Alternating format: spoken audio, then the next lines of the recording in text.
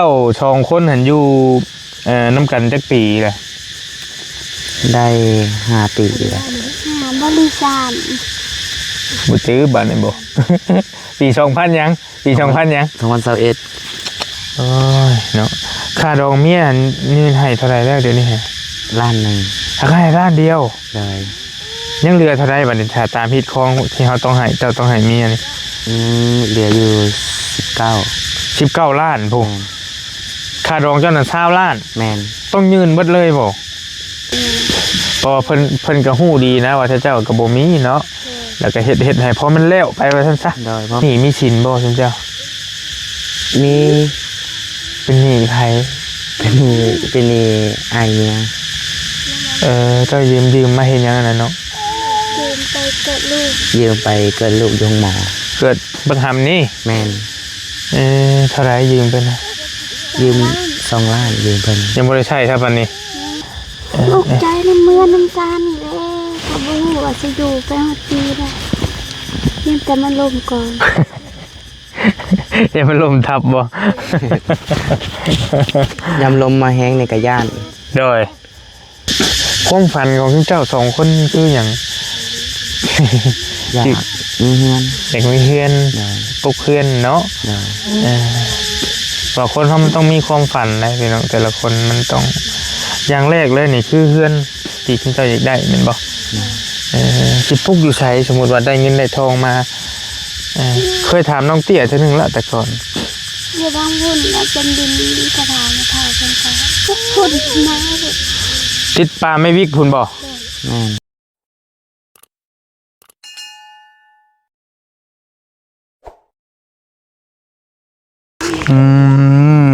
พี่น้องเนาะเป็นไข่ที่น่ะบ่น้องกลมก็ว่าเป็นไข่กินอีกก็ได้พี่น้องบอลี่ก็กำลังสิเลิบกำลังวัดกลิ่นจมูกเอาสบายดีเด้อบ่าวเด้อบ่าวยังก็ลืมเลยบ่าวไม้แม่นชื่อไม้น้องบ่าวไม้กับน้องเตี้ยพี่น้องแต่น้องเตี้ยนี่ชื่อง่ายอยู่สบายดีเอานมเนี่ยกินนมแห้งพอแห้งอีกแล้วนี่เนาะเอาลงมาให้เอาทำไม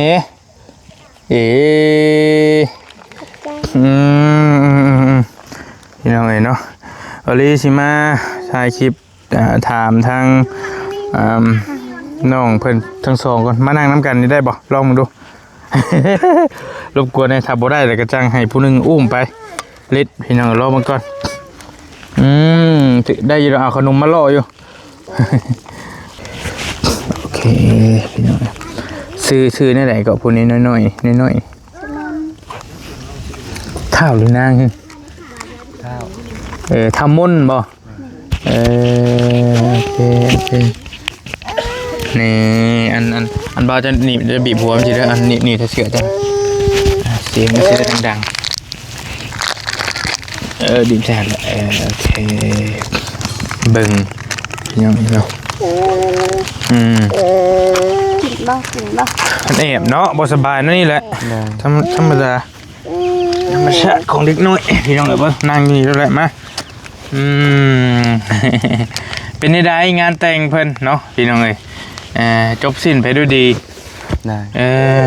เบิ่ไปแท้ฮัจจาเพราะว่าน้อง2คนเพิ่นนี่หากะสิแต่งงานกันพี่น้องเนาะคือบริมามื้อนั่นแหละพี่น้องแต่บ่มีโอกาสได้มามื้องานแต่งเพิ่นก็ได้คนหลายบ่กะบ่หลายบ่ได้มีแต่คนบ้านเองคนในบ้านเอง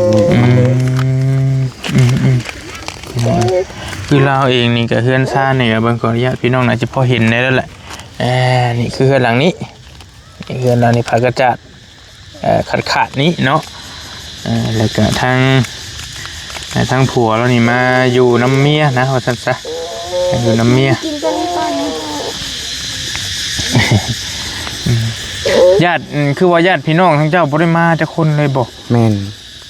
บ่ได้ข่าวเพิ่นบ่ถามด้วยว่าได้บ่ได้ส่งข่าวเพิ่นบ่ก็โทรบอกอยู่แต่ทางเขาบ่ได้มีเงินลงมาโอ้ตายบาดนี้เอาบัดไผสิเป็นเจ้าโคตรผู้ใหญ่ดวงตาทั้งเจ้าแล้วบ่มีเลยบ่บ่มี มีแต่คอยครับผู้เดียว ครับผู้เดียวเลยเจ้าเหรอจริงๆงานแต่งนี่มันต้องมีลามมีอย่างอย่างได้คือบริไปเลยบ้านนะจ๊ะบ้านนี้ไปพันอย่างนี้มองกันเลยกับเจ้าขายแมงแคงไปฮะ มันลงนาคำใต้ มันก็คือกันมีเพื่อนเบิ้ลนั่นแหละเนาะแต่ว่าวันนี้แหละคือทั้งน้องพนิกะบ้านไกลทั้งผัวนี่บ้านไกลแหละญาติพี่น้องกับบอกมีเงินมีทองลงมาห่วมน้ำมาสั่นบอกกินขนมมันแห้งชิบตื้มบอกเฮ้ย มันเด้อ ว่าจะซื้อลิ้นที่เราไปกินลิบอ่ะอืมอืม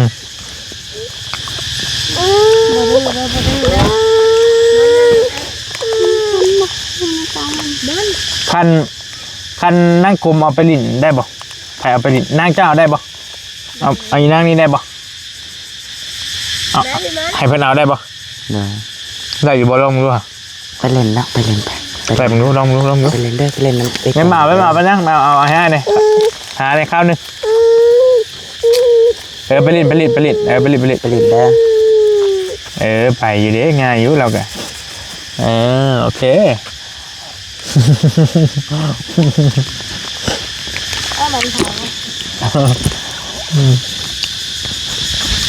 จะมาคุยกับน้องเป็น2 คนบันยังไม่ได้คุยคักเนจะคืออะไรพี่ดอกมันนี่ก็สิบกคักอีกแล้วก็ข้ามอีกแล้วนี่ก็ได้เนี่ยเจ้า2 คนหันอยู่น้ำกันจักปีแหละ ได้5 ปีแล้ว บริษัท บุตรบ้านนี่บ่ ปี 2000ยังปี 2000ยัง 2021 ปีนี้2025มันก็4 ปีหรอวะเป็นบ่2001แม่นเลย 4ครับ 4 ปีปี2025เลย4 ปี4 ปีแล้วจังได้แต่งเนาะ โดย แต่งแต่ว่าแต่งกับปอลีนสีแดงบ่ได้เก็บภาพบรรยากาศมาให้พี่น้องเบิ่งมีภาพเจ้าถ่ายเจ้าหยังไว้อยู่บ่ บ่ได้มี บ่มีโทรศัพท์บ่มีอยู่บ่ แบบมันบ่ได้ มี ถ่า โท ย รศัพท์ของนี่โทรศัพท์เตะหน้าจอมันซึม เออ แล้วก็ไม่ได้ถ่ายอะไรอย่าง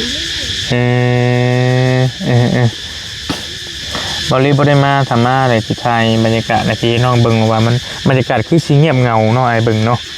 คนบ่มีหยังสุแขกทุกคนกินมื้อน่ะ มีงัวตัวหนึ่ง โฮมกินมากินน้ำกันท่านน่ะพ่อกินอยู่บ่ เลย แล้วก็ต้องชื่อปลาก็5 โลมาคนกินปลาแรง จะมี คนไม่ได้หลายกับพ่อกิน คนมีคิดไปคนหนึ่งมา ไอ้ขอโทษเด้อ มันอยากมืดแหละพี่น้องโอเคอันคนชิดปลายคนหนึ่งสิบ่เนาะแล้วเจ้าก็โอ้ยเนาะค่าดองเมียนี่ให้เท่าไรแล้วเดี๋ยวนี้ฮะ ล้านหนึ่ง ถ้าให้ล้านเดียว เลย ยังเหลือเท่าไรบัดนี้ถ้าตามพิษคองที่เขาต้องให้เจ้าต้องให้เมียนี่ เหลืออยู่19 ล้านพวกค่าดองเจ้านั่น20 ล้าน แมน ต้องยืนเบิดเลยบ่ บอกกันฉันมีคนใดกับโป่งสะพานก่อน บ้านในฮีดคลองที่เพิ่นให้เจ้าปงต้องปงแท้ๆนะ กับบุ้งคือการได้ต้องให้โป่งก็ได้แต่เขามีสะพานกับโป่งสะพานก่อนก็ได้ เท่าไรแสนน้ำเตี้ยจะบริทำเจ้าโคตรลุงตาทั้งนี้บ่ คือทางบ่ฮู้ว่าประเภทนี้ทั้งไหนมันคือ ถามได้เพราะว่าผู้ใหญ่เป็นก็ว่าบ่มีผู้ใหญ่ทั้งคุณแม่แล้วก็บ่ได้อยากช่วยอีก เพราะว่าเพิ่นก็ฮู้ดีนะว่าเจ้าก็บ่มีเนาะแล้วก็เฮ็ดให้พอมันแล้วไปว่าซั่นซะ โดยเพราะมันแล้ว พอมันแล้วมันทั่วแต่ว่าน้องเพิ่นนี่ก็อยู่มานำกัน ผู้ใหญ่เพิ่นเชื่อกันนั่นก็หาบ่ได้นะเพิ่นก็เลยบ่ได้ว่า เพิ่นก็เห็นใจ กับปงคนนั่นคนนี้เป็นอะไรอ่ะคือมีคนได้ก็มีร้านหนึ่งกับปงร้านหนึ่งถูกแล้วอันนี้ เบามันเพลงยังก่อนเจ้าน่ะ แขวงไซสมบูรณ์ ใช่สมบูรณ์บ่แต่ว่ามาอยู่เวียงจันทน์บ่จะบ่นะ แขวงนครหลวงจันทน์ บ่จักชื่อบ่ แม่นบ่ได้เมื่อดนเลย แข่ง บ้านเกิดเจ้าอีหลีหั่นได ถ้าทำบ้านเกิดนี่บ่ฮู้เลยว่าแขวงยังอยู่แบบแขวงยังเมืองยังบ่ฮู้เลยชื่อแต่สื่อบ้าน อืม ว่า ออกแต่บ้านมาอยู่เวียงนี่ก็ได้7 ปีแล้ว ว่าง่ายๆเจ้าน่ะมันใหญ่อยู่เวียงจันทน์ แม่นมาใหญ่อยู่เวียง มันใหญ่อยู่เวียงจันทน์เลยก็บ่ได้นั่นเลยพ่อแม่เจ้าอยู่เวียงจันทน์นี่บ่เดี๋ยวนี้หรือว่าจะได้ก็มันอยากลืมแล้วบ่ลีก็ได้ อยู่เวียงจันทน์อยู่รัก21 พ่อแม่เจ้ายังบ่ แม่คิงหันเสียแล้วแพะพ่อเอามันแม่ใหม่ แม่ใหม่เมียแม่หน้านะซั่นๆเนาะแต่ก็ส่งข้าวหาพ่ออยู่แม่นบ่เพิ่นฮู้อยู่แม่นบ่ โดยกระโทรหาอยู่มีเบอร์เพิ่นอยู่ เออจริงๆไกลเช่นใดมันต้องนี่มาแล้วงานแบบนี้พี่น้องเนาะแต่เพิ่นผัดบ่มีทางนั้นก็ได้ โดย แต่คือทางพ่อแม่น้องเตี้ยนี่พ่อแม่เจะเสียไปแล้วบ่เนาะ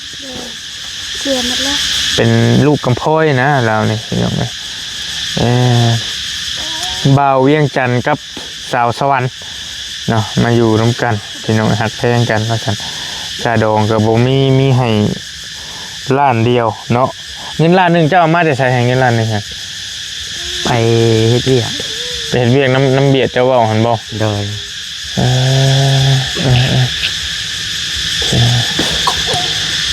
ก็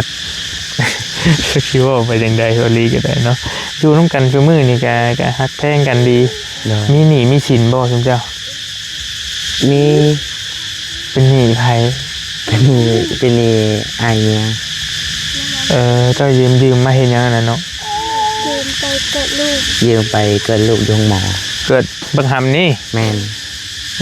เท่าไหร่ยืมไปนะ ยืม2 ล้านยืมเพิ่น ยังบ่ได้ใช้ครับอันนี้ ยัง พี่น้อง หลบนี้ เป็นเท่า2 ล้านเป็นหนี้เท่า2 ล้านก็ โดย ที่เหลือนั่นก็บ่ได้มีหยังติเจ้าก็ได้อัน ขนาด เจ้า เช่นเงินดองนี่ก็เพิ่นก็ช่วยอีกล้านหนึ่ง ไผช่วยอ้ายเจ้า เดี๋ยวช่วยล้านหนึ่ง อ้ายคนใด เพิ่นผู้ไปเรียกเพิ่นบ่ได้ชูมาดอกมีกบ เพิ่นบ่ได้สู่บ้านมาอยู่เฮือนนี่ไปเฮ็ดเวียก มีแต่เราไปเฮ็ดเวียกนอนอยู่พุ่นเลย โดย ถึงจังมาที่นี่ว่าซั่นซะแต่ว่าถ้าบ่มีถ้าบ่มีค่าดองให้ทั้งเมียนี่ก็บ่มีปัญหาหยังติบ่ บ่มีปัญหาหยัง ห้างอยู่นี่ก็คันว่าหาได้ก็ฟุ้งไปเชิญกินยังเพิ่นหลายปงเท่านั้นเท่านี้ แต่ว่าบ่มีเฮาบ่มีกับเพิ่นเฮ็ดจังไดก็อยู่ไปนั่นแหละเนาะเพิ่นสิมาฆ่ามาตีเฮามันก็บ่แม่นแล้วคนหักแพงอยู่นํกันน่ะได้เฮ็ดจังได๋คั่นน่ะอันนี้ก็ถามไทยน้องเพิ่น ตอนนี้ก็ว่าเฮาหักแพงกันก็สร้างครอบครัวควรกันไปเพื่อดีเพิ่นก็บ่ได้ว่าหยัง อยู่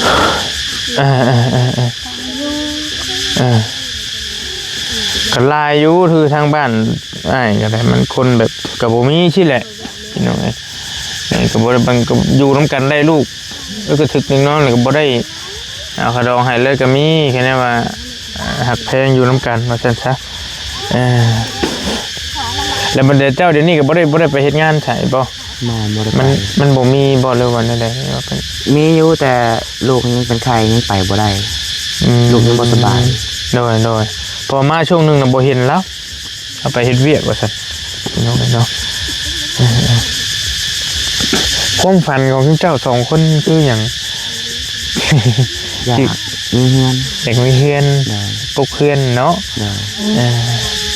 ว่าคนเขามันต้องมีความฝันนะพี่น้องแต่ละคนมันต้องอย่างแรกเลยนี่คือเฮือนที่คุณเจ้าอยากได้แม่นบ่สิปลูกอยู่ไสสมมุติว่าได้เงินได้ทองมา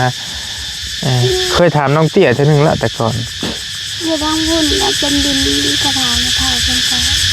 ไว้อยู่ไว้เนี่ยเรียนเพิ่นก็เสียไปทีไผมันเลยนะ เจ้า มันบ่คือแต่ก่อนแต่พอว่าแม่มีคำ เจ้า ทุกคนมาเลย ติดปลาไม่วิกพุ่นบ่ แม่น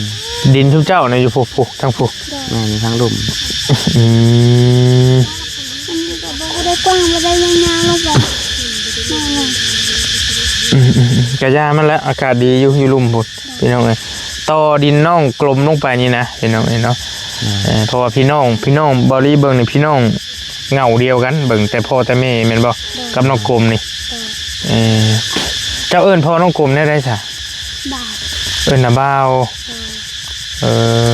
อพี่น้องเอิ้นอันน้องเตี้ยนี่ก็ในนามหลานเนาะตอนในพ่อน้องกลมนี่พี่น้องโอเคก็อยู่น้ำกันแล้วเพื่อนตอนนี้ก็คือว่าเลยเนาะมันสภาพมันก็มันเพพังเลยก็ที่ให้ทั้งอ้ายเพิ่นอยู่ตินี่ก็ได้ติแม่นเราอ่ะแล้วมีอ้ายอีกคนนึงเนี่ยผู้โจมมันซอยวลีเห็นอ้ายเจ้าเหรอนะอ้ายแท้ โดย ๆมี2คนบ่อ้ายจัง มี4คนเอาเมียล่ะ เอาเมียจักคน เอาเมีย2 เอาเมีย2คนยัง2คนนี้ยังผู้นี้กับผู้เจ้าเป็นหนี้พนัก โด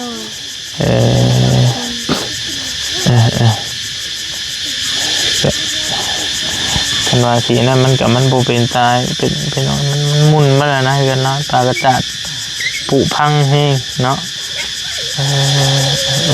ข้าวน้ำเจ้ากับพ่ออยู่พ่อกินอยู่ น่ะ กระเพาะหอดยำตกกะ ยังอยู่บ่เดี๋ยวนี้ ยำผลแล้วก็มัน ยังอยู่บ่ข้าวเดี๋ยวยังอยู่ ยังอยู่แต่ว่าบ่หลาย ยังบ่หลาย แม่น พี่น้องลำบากเลยพี่น้องเนาะลูกนี่ยังเจียวอยู่บ่ บ่ อันตั้งเอาบ่ไหนหรือว่ามันหลักอยู่ หักอยู่ หลักอยู่ หลายคนนะพี่น้องเอ้ยเกิดในกรณีแบบนี้ให้มันหลักอยู่แต่ว่าพอแล้วผู้เดียวนี่พอแล้ว น้อย บ่เอาแล้ว บ่าว ได้ผู้ชายครับเมื่อยได้เนาะเลี้ยงลูกเนาะ กับเมื่อยอยู่ ก็เข้าใจอยู่ข่อยกันยังลูกยังน้อยคือกันข่อยก็ได้เลี้ยงลูกน้อยคือกัน ใจ อะไรก็ เมื่อยแต่ก็มีกำลัง มีกำลังใจเนาะ แม่น จะอดเอาแล้วเพันใหญ่ไปไม่น่าเด้พี่น้องจะอยู่น้ำกัน3พ่อแม่ลูกว่าสั่นทางเรานี่ก็ได้มีแต่เจ้าเองก็มาแต่พุ่นมาอยู่พี่กับ30 ปีนี่บ่ได้ไปเห็นกับพ่อกับแม่เลยบ่ได้มาเลยมีแต่โทรหาเอา มีแต่โทรหา เออบ างเทื่อก็บ่ได้โทรบางเทื่อก็โดนๆจึงได้โทรเทื่อหนึง เจ้ามันไกลกันเลยพี่น้องเวียงจันทน์พุ่นเนาะกับสวรรณเขตได้เงินขอโทษเด้อเดี๋ยวว่าซั่นว่าซี่เด้อได้เงินจักแสนจักล้านจักกีบได้สันสิไปสร้างเฮือนสร้างศาลตอนนี้ ยังบ่มี บ่มีเลยบ่พอได้แต่ซื้อกินไปวัน แม่น ๆสู่ลูกสู่เมียกินนี้ทางเจ้าก็ได้เนาะหลักๆก็มีแต่เจ้านี่หา แม่น ผู้เมียแล้วนี่ก็เราอยู่น้ำลูกน้อยเนี่ยหู้ดีจีดอกพี่น้องเลยคือเมียบอลี่เนี่ยแต่อยู่น้ำแต่ลูกเอาแต่ลูกแต่ละมือก็ปวดหัวแล้วนะบอยแล้วนะก็ได้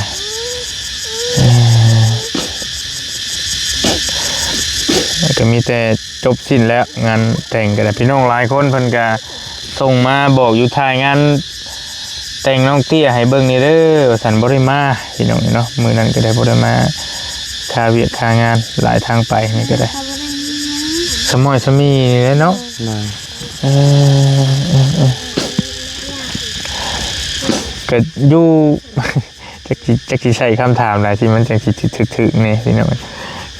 มีความคิดมีความทุกข์อยู่บ่เอาให้ถามตรงๆที่จะ2คนให้เจ้านอนกันแต่ละมื้อคุยกันอยู่เรื่องหยังเป็นคุยกันแล้วอุกใจหั่นนะ ใจว่าเรื่องอยู่เรื่องเป็นอยู่ในเรือนในชามนี่อุกใจที่สุด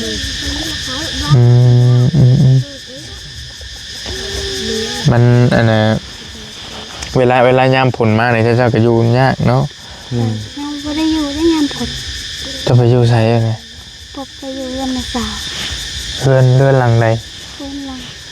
หลังที่เพิ่นมีลูกน้อย2 คน นี่บ่ แม่ มองเดินมองง่ายจอดรถนี่บ่ แม่น อืม เพราะว่าเพื่อนล้มเล็กน้อยมันก็ควรอย่างนี้ ลมพายุมาแล้วหนึงมันก็โยกแล้ว แม่น อันนี้ก็ล้มมาตอนนั้นก็สายไฟขาดก็บ่เป็นใจเลย เป็นใต้เลยดอกลุ่ม โดย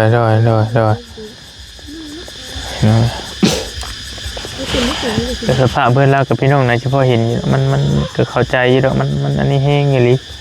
พี่น้องเอ้ย ลูกใจในเมืองน้ำตานี่แหละเขาบ่ฮู้ว่าสิอยู่ไปฮอดปีได้เพียงแต่มันล่มก่อน เดี๋ยวมันลมทับบ่ ยามลมมาแห้งในกระย่าน โดยสิไล่เรียกกับเพื่อนน้องกลมมันแหละเพื่อนน้องกลมมันก็สิเป็นตั้งเสาไม้ในดีจังน้อยอยู่นี่ก็ได้ใส่ในก็ไปไว้คือกันจังนี้ก็ได้จังไปกับพ่อไปพ่อมันเนาะพี่น้องเอ้ยไปฉันมีแต่ประมาณนั่นแหละมาถามไทยแล้วเพิ่มเติมพี่น้องเอ้ยมีทั้งไงสิเมื่อป้าเด้อวันนี้เด้อ โดย เอาเงินไว้ให้ประคำซื้อขนมกินก่อนไปพระก่อนบัดนี้มันค่ำแล้วสิเผาเดินทางไกลพี่น้องเอ้ยเนาะเอาอันนี้ไอ้อยาวาชันวาชีเด้อขอบใจหลายๆเอาเอาไว้ให้ซื้อข้าวต้มขนมกินสู้หามกินพี่น้องเอ้ยป้าอยู่ดีมีเฮงเด้อทั้งสองท่านขอบใจหลาย ใจละ ปล ลา อย ดภัย ๆเด้อเอาขอบใจเลยมื้อหน้าสิมาเยี่ยมยามใหม่ถ้ามีโอกาสมาโอเคปุ๊บอันนั้นก็ได้พี่น้องให้อยู่น้อยน้ำนมกลมก็อยู่ดิแล้วก็ได้